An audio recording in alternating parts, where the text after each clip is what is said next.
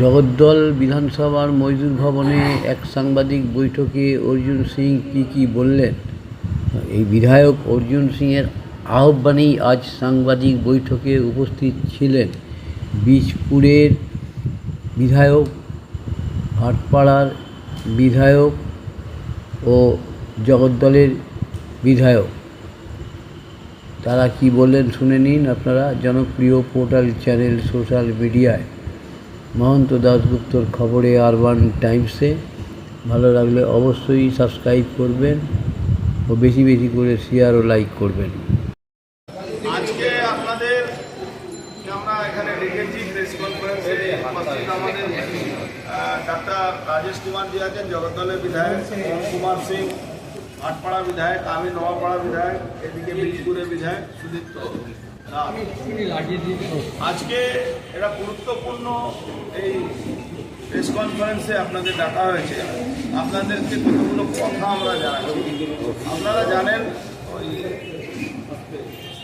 4 তারিখে যখন সারা বাংলা পরিবর্তনে ঝড় উঠল, পরিবর্তন হলো, পরিবর্তনের পরে যতগুলো অসাধু শক্তি ছিল যারা পৌরসভা পঞ্চায়েত লুট করে তারা জিতেছিল একটা সময়, তার মধ্যে 90% এরকম লোক ছিল যারা লুট করে তারা ভোটে জিতেছিল, মানুষের ভোটে জিতে। তারা অনেকে পৌরসভা তারা কাউন্সিলর ছিলেন, অনেকে মেম্বার ছিলেন, আপনার কেউ সিআইসি মেম্বার ছিলেন, কেউ ভাইস চেয়ারম্যান ছিলেন। ইতিমধ্যে আমরা দেখেছি কি প্রথম শুরু হলো কাঁচরাপাড়া থেকে, হালিশহর থেকে, তারপরে ভাটপাড়া, তারপরে আজকে গেরুলিয়া মিউনিসিপ্যালিটিতে প্রায় বেশিরভাগ কাউন্সিলর তৃণমূল কংগ্রেসে, যারা 100% তৃণমূল কংগ্রেসের কাউন্সিলর ছিলেন, 99% তারা স্বেচ্ছায় বিনা কোনো দবাবে, বিনা কোনো প্রেসারে তারা রিজাইন করেছেন নিজের কাউন্সিলর পোস্ট। একটা ক্রাইসিস ক্রিয়েট হয়েছে। এই ক্রাইসিস ক্রিয়েটের জন্য আমরা আপনাদের কাছে আজকে এই প্রেস কনফারেন্সে উপস্থিত হয়ে আমাদের বক্তব্য একটাই, এই ক্রাইসিসের মধ্যে আমরা সরকারের কাছে স্পষ্ট একটা বার্তা দেব যে এখানে ইমিডিয়েট অ্যাডমিনিস্ট্রেটর বসিয়ে দেওয়া যায়, একটা টিম করে, 5 জনের টিম করে। আমাদের সুপারিশ, জানি না গভর্নমেন্ট কি করবে না করবে, কিন্তু আমাদের 4 জন আমরা বিধায়ক, আমরা সুপারিশ করব। আমরা জানি এখানে ভাটপাড়া পৌরসভাতে চেয়ারম্যান ইনক্লুডিং যিনি রেওয়া রাহা, উনিও রিজাইন করেছেন, আর 2 জন আগে থেকে মারা গেছেন। 30 জন অলরেডি রিজাইন, 2 জন, 3 জন আরও আজকে রিজাইন করে দেবে। গেরুলিয়া মিউনিসিপ্যালিটি প্রায় 99% রিজাইন করে দিচ্ছেন এখনই। আমার যা খবর আছে সবাই ওখানে ইও কাছে পৌঁছে গেছে। তারপরে বীজপুর কাঁচরাপাড়া পৌরসভা 14 জন রিজাইন করেছেন, হালিশহর পৌরসভা 16 জন রিজাইন করেছেন, বাদ বাকি যারা আছে তারাও রিজাইন করে দেবে, এরকম আমরা শুনেছি। একটা সাংবিধানিক অসুবিধা, মানে পৌরসভার জন্য সাংবিধানিক সমস্যা দেখা গেছে। এই সমস্যা আমরা আজকে একটা এখানে আপনাদের কাছে বলেই আমরা একটা মাননীয় মুখ্যমন্ত্রীর কাছে আমরা আমাদের যৌথভাবে একটা চিঠি পাঠিয়ে দেব। এই ক্রাইসিস পিরিয়ডে ইমিডিয়েট একটা 5 জনের করে টিম করে বা তার একটা অ্যাডমিনিস্ট্রেটর বসিয়ে, যারা অভিজ্ঞ লোক আছেন পৌরসভাতে, যারা দীর্ঘদিন কাউন্সিলর ছিলেন বা ভাইস চেয়ারম্যান ছিলেন, যারা জানেন যে ব্যাপারটা বুঝে, তাদেরকে আর উপরে যাকে সরকার যেটা ঠিক করবে বা সরকার যেটাই ঠিক করুক সেটা আমরা, আমাদের কোনো অসুবিধা নেই। আমরা এই এলাকায় যাতে নাগরিক পরিষেবা কোনো বাধিত না হয় তার জন্য আমরা আজকে সুপারিশ করে দেব। এরপরে আমাদের ডাক্তার সাহেব কিছু বলবেন আপনারা, তারপরে আপনি এমএলএ। নর্থ ব্যারাকপুরে কি পরিস্থিতি? নর্থ ব্যারাকপুরে আমাদের কাছে খবর আছে, নর্থ ব্যারাকপুরে তো অনেক দুর্নীতি হয়েছে, অনেকের নামে এফআইআর হয়েছে বা 2-3 জনের নামে আরও এফআইআর হতে যাচ্ছে। ওখানকার ইও সেই প্রসেসে আছে।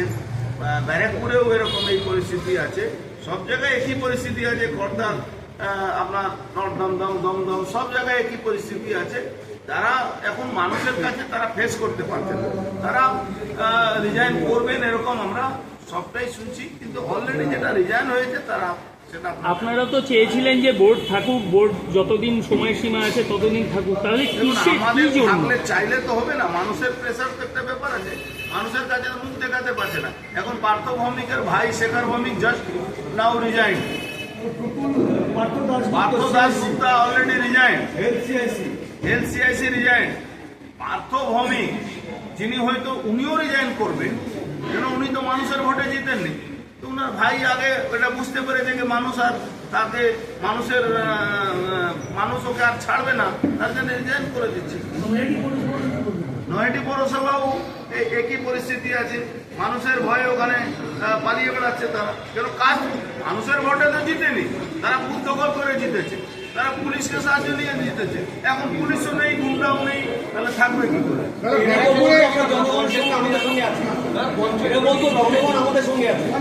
দেখুন, জনগণ যদি সঙ্গে থাকতো তাহলে মমতা ব্যানার্জি একটা ফার্স্ট প্রোগ্রাম করলেন, যেখানে উনারই বিধায়ক 35 জন উপস্থিত ছিলেন, বাদ বাকি কেউ থাকলো। উনারই যে পুষ্পা ঝুঁকেগা নেই ঝুঁক গিয়া, উনি প্রার্থী থেকে উইথড্র করে নিলেন। তো জনগণ কত এদের পাশে ছিল সেটা তো বুঝে গেছেন, জনগণও নেই, গুন্ডাও নেই, পুলিশও নেই, তাহলে এরা কত ভোট দিতে পারে? আরে ভারতীয় জনতা পার্টি তো 2019 সাল থেকে 2021 সাল থেকে লড়াই করে টিকে ছিল, এরা তো 15 দিনের মধ্যে পঞ্চায়েতগুলোর নিয়ে কি হয়? পঞ্চায়েতগুলোর পঞ্চায়েত আপনার জগদ্দলে, মানপুর, কেওটিয়া, মেহমুদপুর, কাউগাছি 1, কাউগাছি 2, ওদিকে জেঠিয়া, পালাসি মাঝিপাড়া, সবটাই মানুষের প্রেসারে ওরা বসতে পারছে না, ভয়ে পালিয়ে বেড়াচ্ছে। মোহনপুর শিউলিও সেম পজিশনে আছে, ওখানেও এই ক্রাইসিস দেখা যাচ্ছে। ওখানকার এরা অনেকগুলো তথ্য পেয়েছে, এফআইআর করবে পঞ্চায়েত মেম্বারদের উপরে, পঞ্চায়েত সমিতির উপরে, জেলা পরিষদের যে এখানকার সবথেকে বড় ডাকাত ওই ওর নাম না দীপক লাহিড়িয়া, নারায়ণ গোস্বামী, এরা তো দুজন বড় ডাকাত, এরাও মানুষের ভয়ে আর নিজের এলাকায় থাকতে পারে। যে জনপরিষেবা আমাদের ডাক্তার রাজেশ কুমার আর সিং এরা সরাসরি ইউদের সঙ্গে সম্পর্কে আছে, আমিও সম্পর্কে আছি, তারা যাতে মানুষের কাজে কোনো বাধা না হয় সেটা আমরা। ব্যারাকপুরের পুরো একদম যতগুলো পৌরসভা সবই কাউন্সিলররা আসতে শীর্ষপদ দিতে, কিন্তু মানুষের মধ্যে যে ক্ষোভটা চলছে সরকার পরিবর্তনের পরে, যে আর্থিকের পেনশন অফ, তারপরে যারা সামাই কর্মী তাদের টাকা পয়সা পাওয়া যাচ্ছে না, বিক্ষোভ দেখিয়েছে।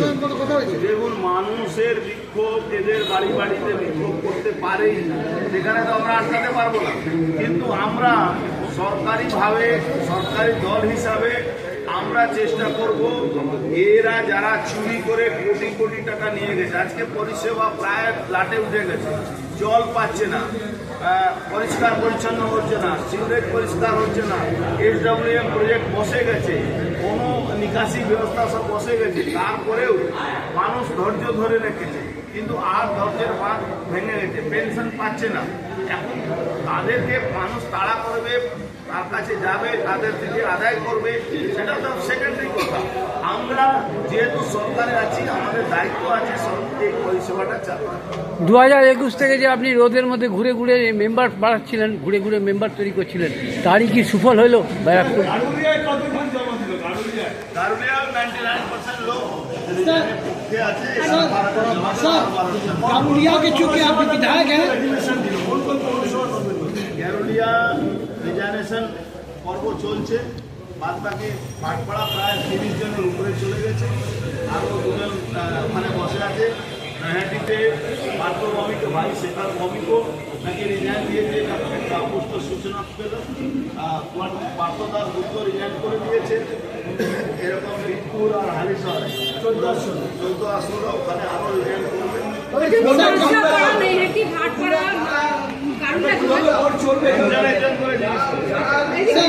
দেখুন, আপনাকে বলছি, বোর্ড তো EO FO চালায়, পৌরসভা যা পলিটিক্যাল পার্টির লোকেরা থাকে তার একটা আবরণ আছে, কিন্তু কাজ তো ইউএফওরা করে, সরকারি অফিসাররা করে, ওরা তো আছে, ওদেরকে ফ্রি হ্যান্ড দেওয়া হয়েছে, তারা পরিষেবা যাতে বাধিত না হয় তারা কাজ। सर एक क्वेश्चन सर गारुड़िया का नानी घाट जो है 2017 से बंद है सर, क्या करेंगे, चालू होगा या नहीं होगा? देखिए वो सब चालू होगा। हमारे मुख्यमंत्री ऑलरेडी बजट में क्या क्या एलोकेशन डालना है, हर विधायक के पास सूचना आ चुकी है, हर विधायक अपना क्षेत्र का क्या क्या प्रॉब्लम है सब मुख्यमंत्री के पास भेज देगा, तो इसलिए वो समस्या बहुत जल्दी है।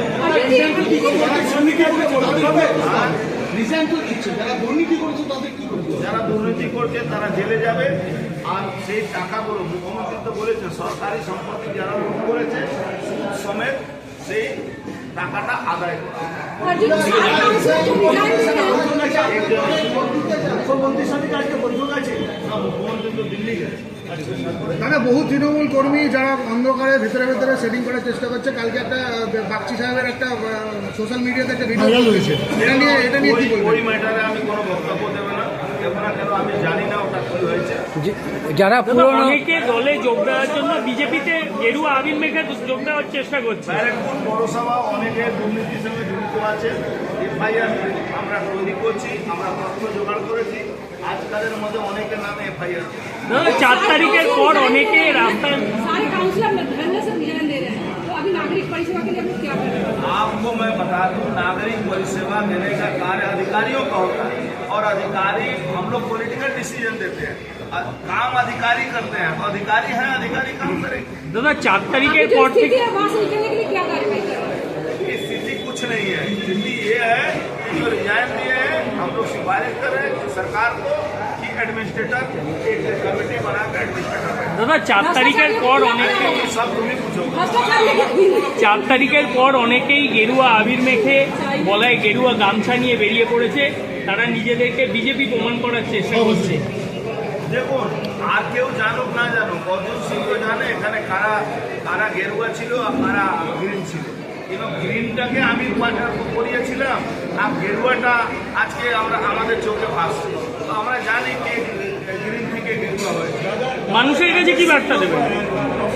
রাজেশ কুমার পবন এরা কিভাবে বারবার পৌরসভায় দেখুন, আমরা তো বলেছি 5 জনের কমিটি করে সিফারিশ করেছি মুখ্যমন্ত্রীর কাছে, এবার সিএম তো মুখ্যমন্ত্রী নেবে কি 5 জন করে কমিটি আমরা আমরা সিফারিশ করবো, এমএলএরা সিফারিশ করবে, আর সরকারকে ডিসিশন মানে মানে পৌরসভার ভোটের কবে হতে পারে যদি পুরোপুরি ভেঙে যায় পরিষেবাতে? এখন অ্যাডমিনিস্ট্রেটর চালাবে। আবার আপনাকে বলছি পরিষেবা অফিসাররা, আপনি এই প্রশ্নের উত্তরে আমি একটা প্রশ্নের হিসাবে আপনাকে জবাব দিচ্ছি কি আপনি শুনেছিলেন কি অভিষেক ব্যানার্জি বাড়িতে নোটিশ গেছে, মেয়র কি বলছে ববি হাকিম, এটা ওর পার্টি না, এটা সরকারি অফিসারদের পার্ট, তো তার মানে হলো সরকারি অফিসাররা চালায়, আর যারা পলিটিক্যাল পার্টি সেটা নীতি নির্ধারণ করে কীভাবে চলবে।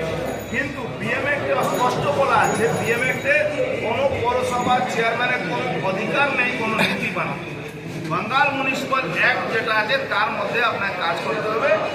এখানে প্রত্যেকটা পৌরসভা বেঙ্গল মিউনিসিপাল অ্যাক্টকে মানে ধুয়ে মুছে সাফ করে দিয়েছে।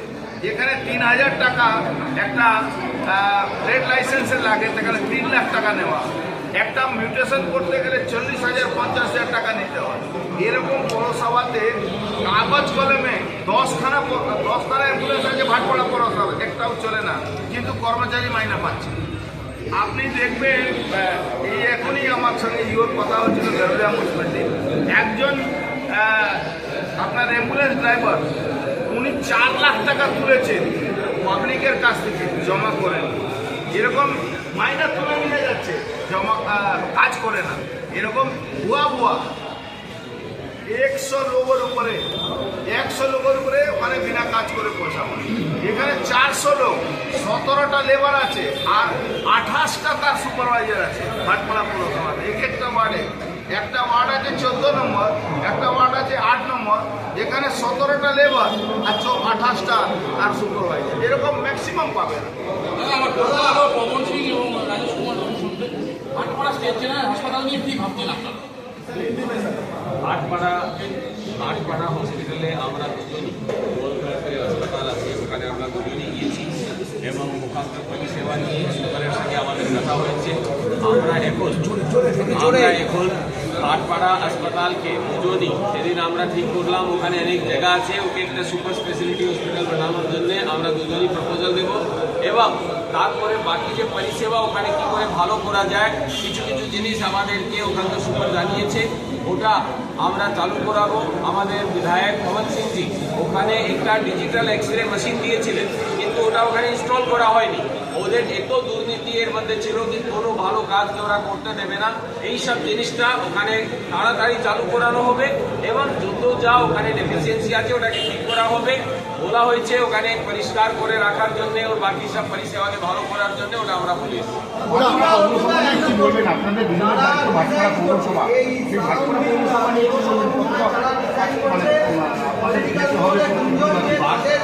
ভাটপাড়া পৌরসভা নিয়ে আমাদের সিনিয়র লিডার অর্জুন সিং জি যা বলেছেন ওটা যথেষ্ট, উনি সব কিছু বলে দিয়েছেন। 30 জন কাউন্সিলর অলরেডি রিজাইন করে দিয়েছে, বাকিরাও ইনক্লুডিং চেয়ারম্যানও রিজাইন করে দিয়েছে। ওখানে কাজ 4 তারিখের পরে যখন রেজাল্ট এসছে তারপর থেকে কোনো কাজ হচ্ছে না, মানুষ আমাদের কাছে কমপ্লেন করছে।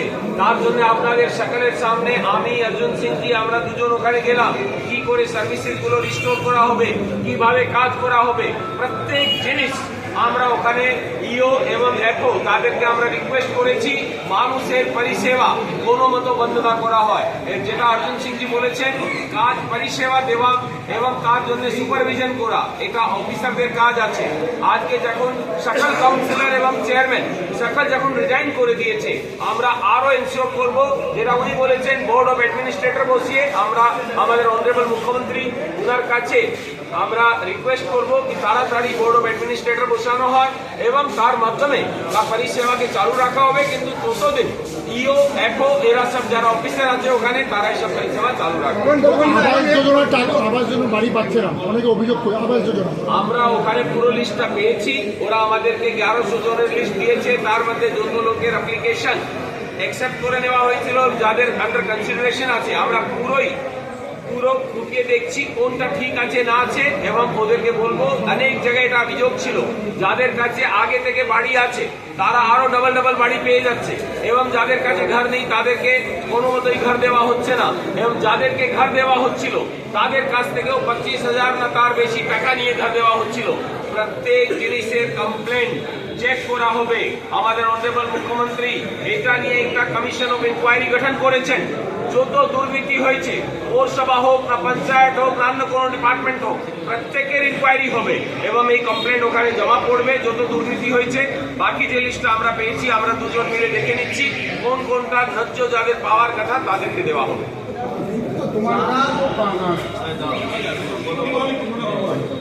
যারা রিজাইন করেছে এই পৌরসভায় রাজনৈতিক মহলে জোর গুঞ্জন যে আপনাদের সঙ্গে যোগাযোগ করছেন অধিকাংশই এবং দলে আসার চেষ্টা করছে। আমাদের দরজা বন্ধ আছে, আমরা কোনো দলে আনার কোনো ব্যাপার নেই, আমরা কোনো দলে আনবো না।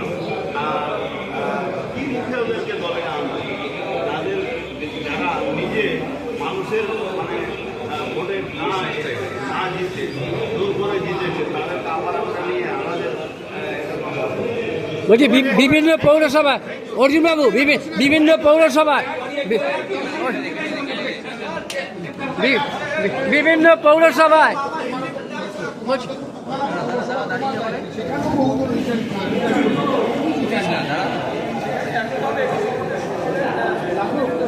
জোরে জোরে জোরে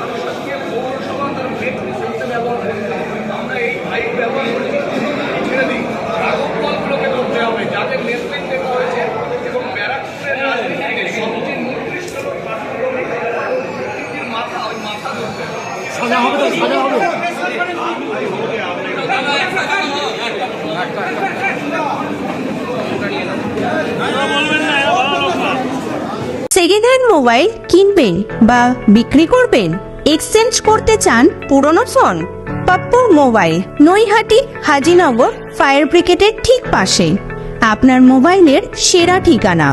Samsung, Redmi, Realme, Oppo, Vivo, iPhone সহ যে কোনো ব্র্যান্ডের মোবাইল এখানে পাবেন 50 থেকে 80% ছাড়ে, তাও আবার গ্যারেন্টি সহকারে। হোলসেল ও রিটেল দুই পাওয়া যায়। এছাড়াও আছে mobile cover, tempered glass, earbuds, smart watch, এক ছাদের নিচে সব। দোকান খোলা থাকে প্রতিদিন সকাল 10টা থেকে রাত 10টা পর্যন্ত। আজই চলে আসুন পাপ্পু মোবাইলে। যোগাযোগের ফোন নাম্বার 9748482727। এছাড়াও ফেসবুক, ইউটিউব, ইনস্টাগ্রামের মাধ্যমে আপনি সরাসরি যোগাযোগ করতে পারেন আমাদের সাথে।